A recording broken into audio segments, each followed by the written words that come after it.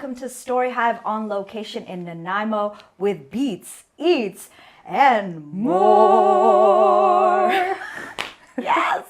We did it. Yes, I am your host, Kazi. We're broadcasting live on the unceded ancestral lands of the Nanaimo First Nations, of whom are the original stewards and protectors of these lands and waters. Shout outs and utmost gratitude and respect. On the show today, I'm very excited for this guest, new friend we just met. I'm sitting down with Piu, who is a musician, composer, and producer adorning expansive soundscapes with hard-hitting synth riffs, raga-inspired vocals, and global rhythms. Piu's work involves a fusion of organic and synthetic sounds that invites deep emotional engagement. Truth. A lifelong student of Indian classical music, her work blends genres, cultures, and identities, a reflection of how she moves in the world. Nature serves as a key inspiration for many of Piu's works. She's released several singles, an EP last year called Illusion, and has a debut album on the horizon. If Piu is an active participant in the musical and experimental sound communities across Canada, having performed at Mutek, New Forms, and collaborates globally. Welcome to the show. Thanks so much for having me, Kazi. I'd love to start with asking you, what was the first sound, memory, or moment that made you fall in love with music? So I grew up in a very musical family. My mother is an Indian classical musician.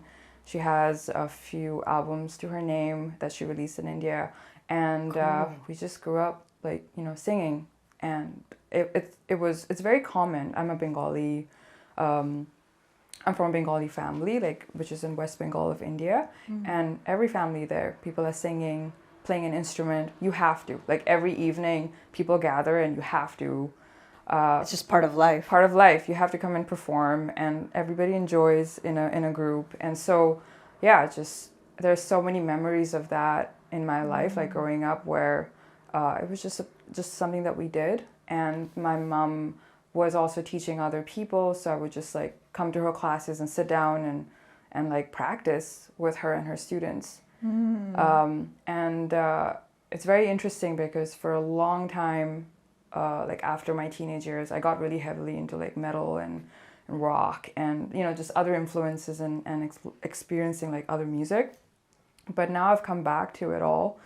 And that's why there's so much Indian classical influence in my current project, in the music that I have been releasing since 2021, where you can hear the raga, the Indian classical, almost like bits and pieces, echoes almost in the music of what I would be singing when I was a child. Would you say at that time you had fallen in love? Yeah, I think it really helped me. I also have ADHD. Yeah. And at that time, I don't think, especially in Indian families, I don't know if you have the similar experience, we don't talk about, neurodivergence, and you don't just get sent to a psychiatrist to take pills or whatever. But music, I think, definitely helped me through that. And I would say neurodivergence is a gift because you can lean into these things, these artistic pursuits. I was able to hyper-focus on singing.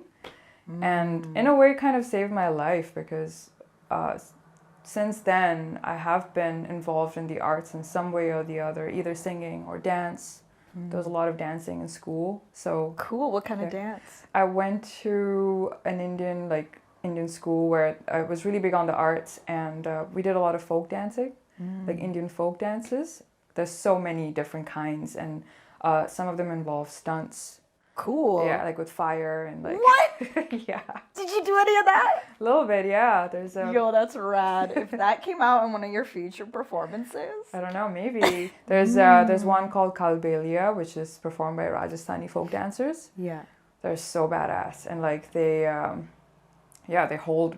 They are their feet are on rollers, and they have pots, and then they have fire things in their hands, and we didn't do all that, but we did some of it, so it was pretty fun. How has training in Indian classical music shaped the way you approach now electronic sound and production? Yeah, that's a great question. I first started tinkering with production tools, mostly Ableton. been 4 or 5 years now that I've been really serious about it. And initially working with digital tools, it was okay. You know, I was composing some stuff and playing around, and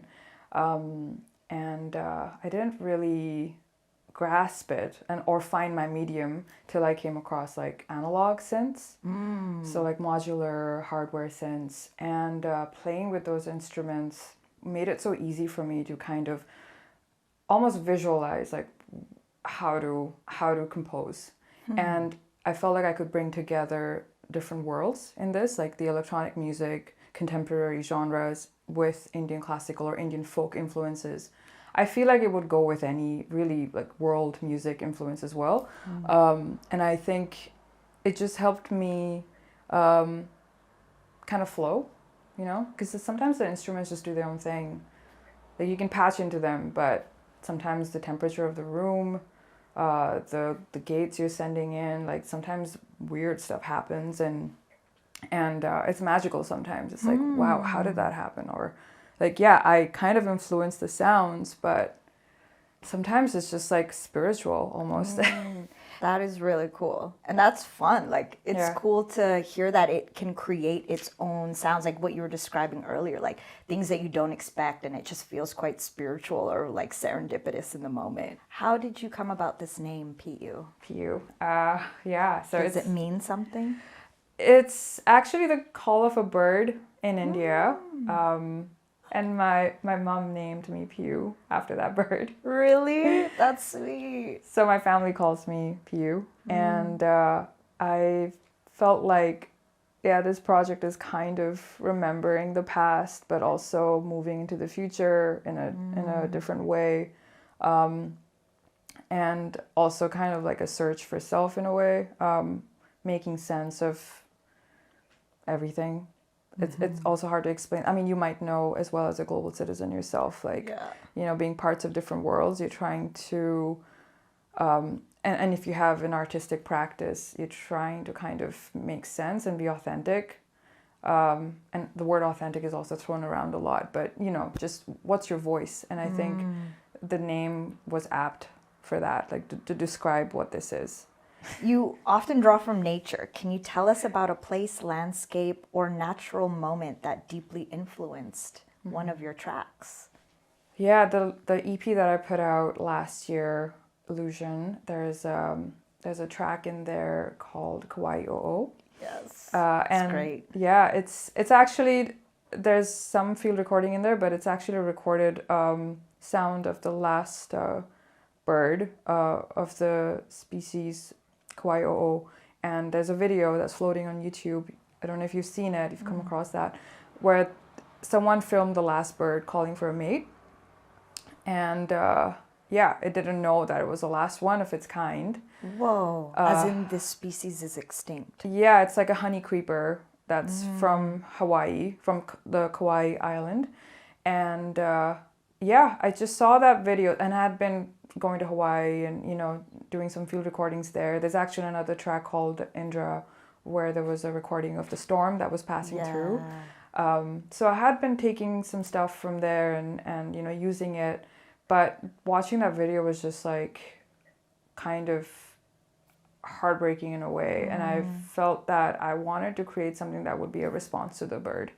And so the track is the bird calling and the matriarch is responding to it. Wow. And it's a simple track, really. Yeah.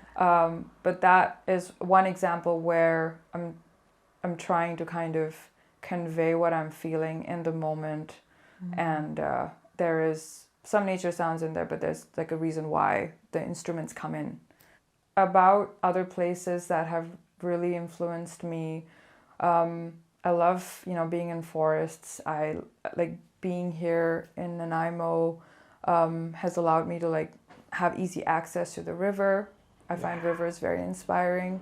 The Nanaimo River is a very special place, and it's endlessly inspiring. If I'm feeling stuck and I am feeling frustrated with, you know, whatever I'm working on, I spend an afternoon there and I come back refreshed.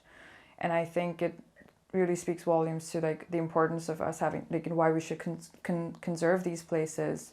Thinking about the Nanaimo River especially, because the watershed only 11 acres of that is actually conserved, and the rest is open for logging. So it's hard to separate myself from my practice and conservation, because these places really inspire me, and so many other people For sure. who live here, work here, and play here. So it's I guess I don't have an objective answer to like what inspires me. What has inspired me the most are just so many beautiful places that have shaped my practice and continue to inspire me and ground myself and find my North Star, I guess. Like, why am I doing this and what's fueling me to do this? So Why are you doing this? Expression, being creative. I feel, especially now, it's more important than ever before for many of us. I think everybody has a capacity to be creative in some way. It's latent in us, and I feel that the desire to create and share with people is really big. The timing is not lost on me, because I didn't feel it as much. I would be happy just singing at home or having my own practice, but it's been feeling more and more important that I share this with other people. As a racialized person, as a woman, as someone who's not like super young, I'm not trying to be a pop artist. I'm just like making music. I want to just being present and performing. I hope to inspire more people to like play music, play with these instruments, and find their voice. I feel like bringing together like Indian classical or Indian music influences with this, it's my way of doing something new. I mean, it's been done before, but this is just my version of it. And so, I think there's so many reasons why I'm doing this, but most importantly, to be creative and to channel everything I'm feeling. Happiness, anger, pain, frustration. We're living in very interesting times, and sometimes there's a lot of despair that comes with that. And I think creating is just such a liberating act. And it's so punk rock, we're gonna make art, like whatever, this is my birthright as a human being. This is what I'm supposed to be doing. So that's why I do it, and it's fun. As long as it's fun, I'll keep doing it. Yes. I'd love to know, what does your creative process look like from spark to full song? Like, do the lyrics come first, the beat, or something else entirely? Especially as you're like doing field recordings in nature, like, Oh, I feel like when I'm out and about, I would say the process is like sampling. I'm just like creating a lot of samples and recording stuff. Sometimes it's just conversations, trying to put more interesting sound things in there. Sometimes like my dog, sounds from my dog. I don't know. Bodhi! And so I kind of have been working on creating a library of samples. And when it comes to creating, sometimes I'm just working on a patch, and then sometimes it's just an instrumental piece. But other times it could be a song, and I'm working more on songwriting lately. The album, well, so far I think it's an album. I don't know. We'll see what happens to it. But like it's becoming more and more like a songwriting project. And I'm also kind of channeling. I talked about despair earlier, but I'm channeling something in that, and I feel like it's not typical of what I have been doing, but it feels like it's important, and I should put it on there. So it's a little bit of both. Sometimes I'm just sitting and tinkering with the work I had recorded before and listening back to it, or sometimes the instruments inspiring me to sing. I listen to a riff that's playing, and then I start humming, and then maybe write down lyrics. Also listening to a lot of like world rhythm, different kinds of percussion instruments. That's been really fun too, for influence. And listening to more stuff, because the album is very much about, there's a lot of like Bengali music, folk music influence in there. So there's a little bit of that, and some recordings that I've taken from the Durga Puja festival. I don't know if you've heard of that. No. it's a 7-day festival where the goddess Durga is worshipped, and it's a crazy carnival like festival where there's different pavilions where the goddess Durga is dressed, and the artists from the city go to town. They build these really intricate, beautiful spaces, and sometimes they have different themes. Like there's a Harry Potter theme, or there's like just I don't know, Avengers theme. I don't know. It could be anything. And people set up these pavilions, and the whole city, like people don't work that whole week, and they go from one pavilion to another, looking at the different installations. This is in India. This is in India. Wow. In Kolkata, where the festival happens. So I have some recordings from that, which will be featured in the album. Cool. So yeah, just I don't know. There's so much richness in everything, right? Like if you're open to it, like everything becomes a source of inspiration. How do you know when you're done?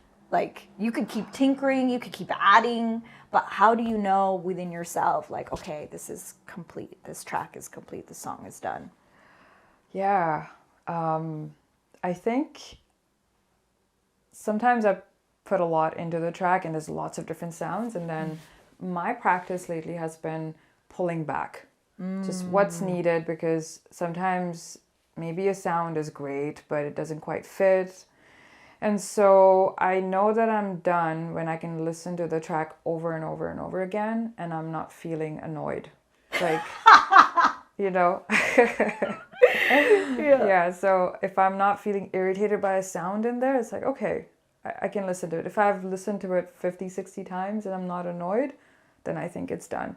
Like, of course, there's the feels and everything, but really too much stuff in there makes it hard to pay attention to what's important. And so I'm still learning. I have a long way to go, but I'm learning to kind of pull back, take it easy, like chill out, you know, just be like what's easy and nice to listen to. You can have a very intense track, but there is a sense of ease that makes you want to listen to it again.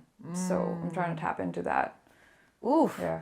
That is so interesting and like hard to actually describe in words. You know, like a sense of ease, even with like a very powerful, lots going on kind of music, but I actually understand what you mean. Yeah. How do you feel about performing? Like it's a whole process to create and be in the like, you know, this is such a vibey studio, especially being out here in Nanaimo, but like then to perform, did you feel like is that something you've always been doing, or is that like a different transition for you? I have been performing since I was young. Again, I mentioned the competitions earlier. Right. Yeah. So high stress situations. So singing kind of feels natural. It's very easy for me to kind of tap into that zone where I can forget what's happening around me and just focus on it. It's been a learning journey for me with instruments, performing live, and then especially sometimes with a hybrid setup because so much can go wrong. So practicing that and then trying to find moments in there where I can connect with the audience. I think that's a big part of why I'm performing, is I want to connect with more people, and sometimes there are moments where everything is perfect, like the music is vibing, I'm vibing with it, and people are feeling it. And like, it just happens. I think as a dancer too, you might have felt it, where people are connecting with what you're doing. You're in the pocket, as we like to say. Yeah, like we're all together, and I think it's this like one mind, hive mind kind of moment. And that really gives me like this surge of energy, which is just life-giving. And I'm trying to tap into that more and more, and every time I perform, I'm like, yeah, it'll be great if that happens. If it doesn't, it's fine, but it'll be pretty neat if I can experience that again, and we can experience that together with other people. Because I've felt like really scared to be vulnerable for a long time, and singing is a very vulnerable act, especially with electronic music. Because as you know, and as a woman also doing electronic music and singing. Sometimes it's hard to like be out there and performing and being like, yeah, what I'm presenting is different, or maybe not quite, you know, what people are used to listening to, especially Western audiences. But even like back in India, I'm sure if I perform, people will be like, oh, what is this? You know? Yeah. This is like strange music. Or I don't know, maybe they'll like it. But there's always a chance that, or a fear that, you know, it might not be received well. Like whatever this message is. That hasn't really happened yet. I feel like it's been really encouraging performing for people from all walks of life, and it's really lovely to connect with people of all age groups and people from different backgrounds and hear from them what they're feeling when they listen to this music. And some people describe it like being on a cloud. You're kind of floating, which is nice. The sense of ease, you know, that's a relief. Yeah. So yeah, I think that's why, like with performing, it's been interesting. I'm trying to work on a new setup right now with a live drummer. That'll be next, which will be really fun for me because earlier, like we were talking about performance, and I mentioned that sometimes it's very lonely up there, and it's nice to have somebody else to kind of vibe with on stage. So I hope to do that more and more. Do you have any dream stages that you'd like to be on one day? I haven't really thought a lot about that, to be honest. Yeah. But working with an ensemble would be a dream come true for me. And who would be in this ensemble? I don't know. Or like instruments-wise? Instruments, like it would be a quartet or a quintet or maybe a big ensemble. And we could be doing like my music and covers of other incredible artists. Maybe like that would be fun for me. I love collaboration like that and working with classical musicians is amazing. Yeah. Yeah. I did a performance at Banff in 2023 with a viola player, Sarah McCabe, and that was incredible because I was passing their sound through my effects, and so the instrument just completely changed, like from viola to something else that I can't quite place. And it was a very organic, in the moment performance. And I feel like I would love to do more of that, but with a larger ensemble. Maybe like a quintet would be really fun to try that with. The last song you had on repeat? This track by Alton Bass, Parallel, from his EP Parallel. Can't remember. All the tracks are really good, but those have been on repeat lately. A food that tastes like your music sounds.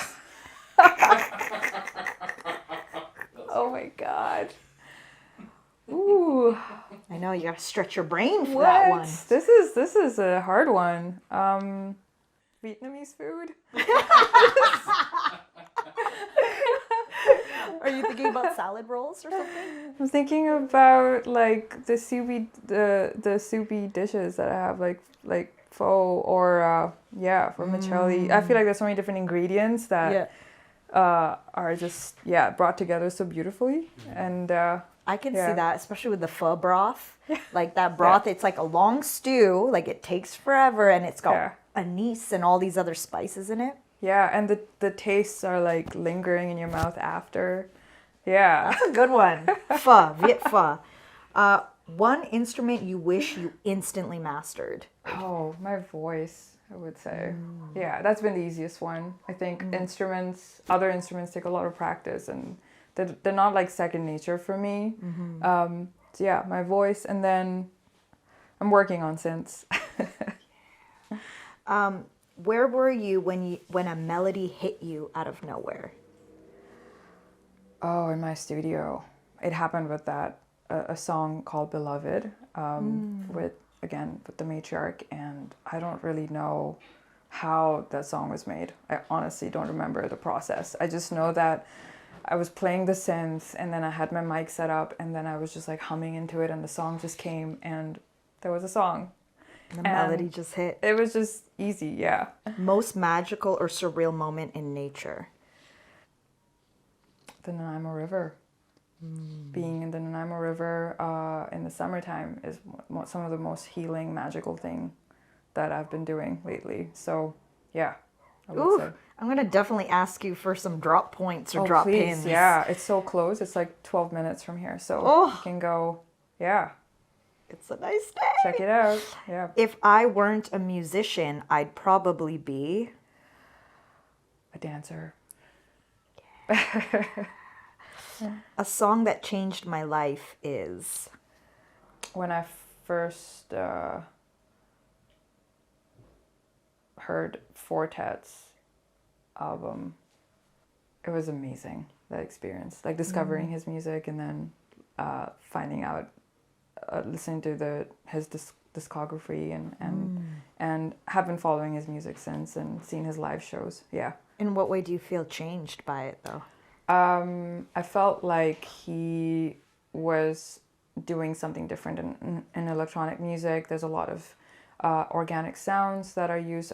He also uses some modular instruments in there. And you'll hear bells, you'll hear dulcimers and like all these string instruments, but they're brought together in such a cool way. I love the way the compositions come through, and there's so many musicians who are inspired by his work and are trying to make music like him now, like, just with the beats that he uses. And now I think he's doing a lot of dance music. I do miss the old Fortet sometimes, but he's doing his thing. Yeah. But very influential. Him, and then I also want to mention some Indian musicians, in particular, like Zakir Hussain playing tabla has been very influential. Like, I also love how he presents his music as a performer.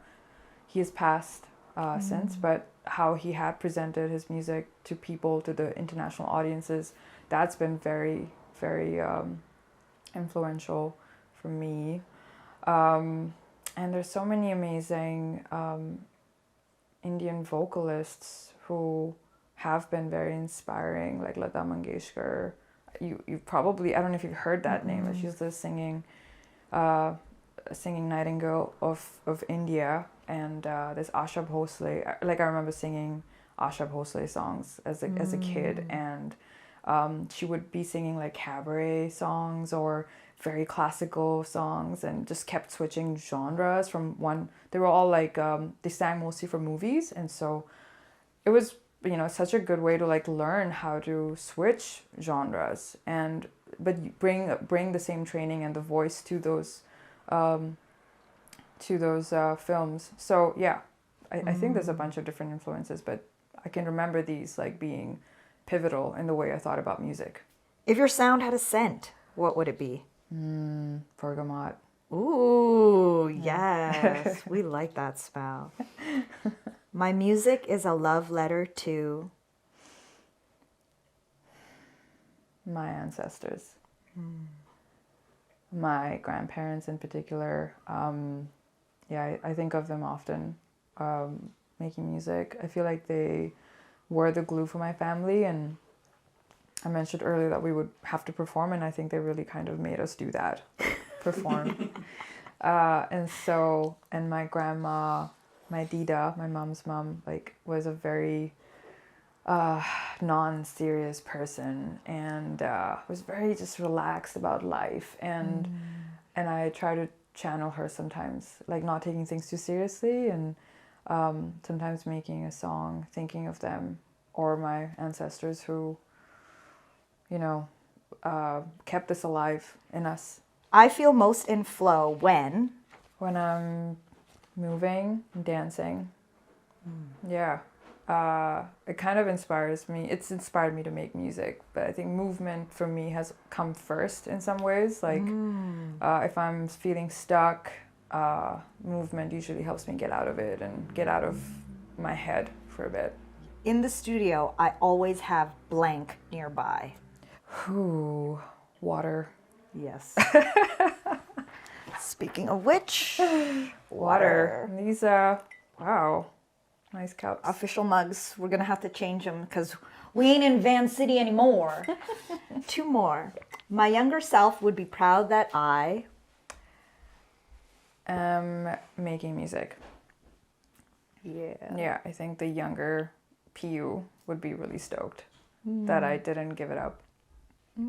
Were you gonna take a different path at one point? I mean, I did. I work like a day job. I'm an urban planner by profession, and I worked as an architect before that. So Oh, wow. I've tried different things. I mean, you know, it's kind of the reality of living in BC as well. Like, Totally. you gotta, Slash in the material world. yeah, material world. But and I'm grateful for that. It kind of allowed me to own all these cool instruments and support a lifestyle and make music. So I'm grateful for that. But yeah, I'm really happy that I've held on to an artistic practice and didn't give up on it, and I won't. Like, I'll keep making music for as long as possible.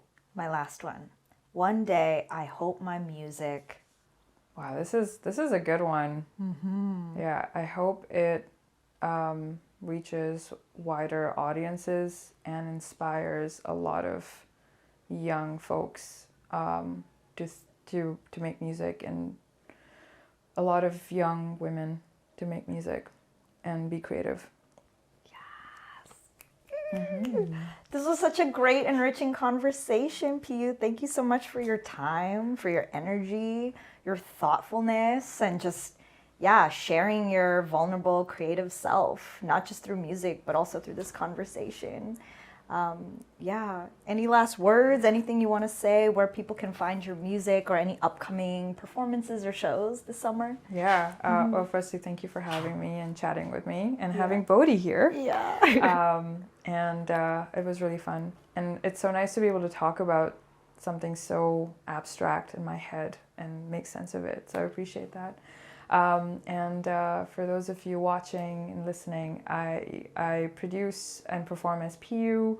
You can find me on Bandcamp. I have my releases on all streaming services. If you are on Instagram, you can find me as Piyu Sings, if you look for that.